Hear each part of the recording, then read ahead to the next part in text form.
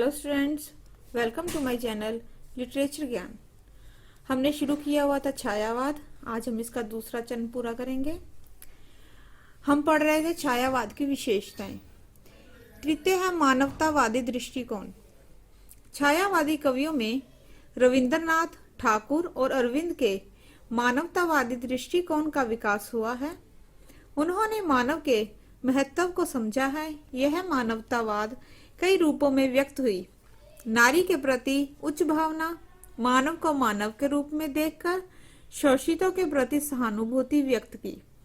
निराला में शोषित वर्ग के प्रति गहरी संवेदना है।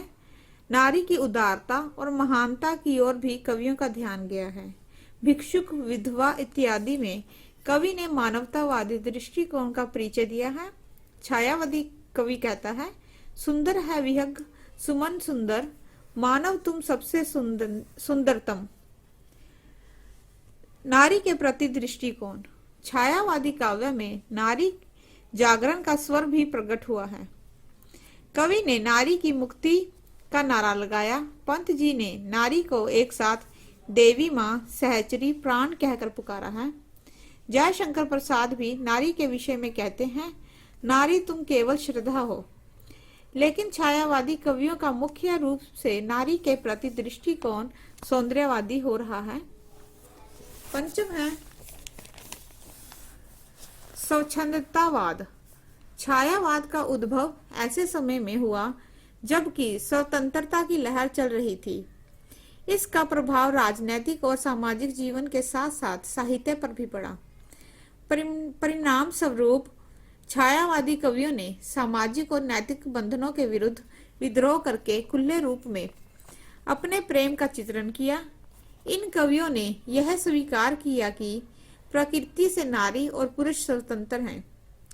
उनके मध्य कोई सामाजिक, धार्मिक और आर्थिक दीवार नहीं होनी चाहिए।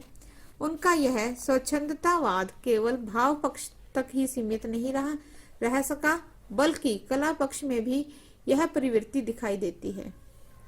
व्यक्तिवाद की प्रधानता।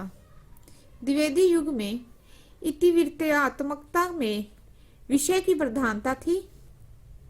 छायावाद में विषय के स्थान पर कवि को महत्व मिलने लगा। अहम भावना छायावादी काव्य की प्रमुख विशेषताएं बन गई। व्यक्तिगत सुख दुख की अभिव्यक्ति खुलकर हुई। व्यक्तिगत सुख दुख की उपेक्षा अपने आप में अन्य लोगों के सुख दुख को अधिक मान्यता दी। कवि का मैं प्रत्येक प्रबुद्ध भारतवासी का मैं था। निराला ने लिखा है, मैंने मैं शैली अपनाई, देखा एक दुखी निजी भाई। दुख की छाया पड़ी हृदय में, झट उमड़ वेदना आई।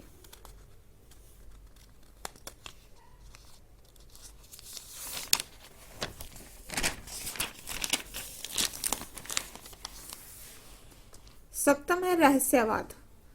कुछ आलोचक छायावाद एवं रहस्यवाद को अभिन्न मानते हैं।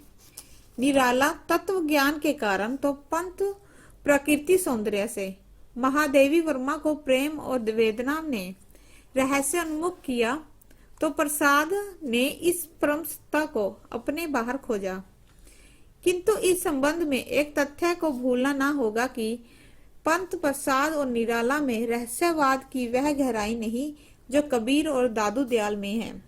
अज्ञात प्रियतम के विषय में महादेवी वर्मा भी कहती हैं, कौन तुम मेरे हृदय में, और पंत भी कहते हैं, अरे सुख दुख के सहचर मौन, नहीं कह सकता तुम हो कौन। धन्यवाद।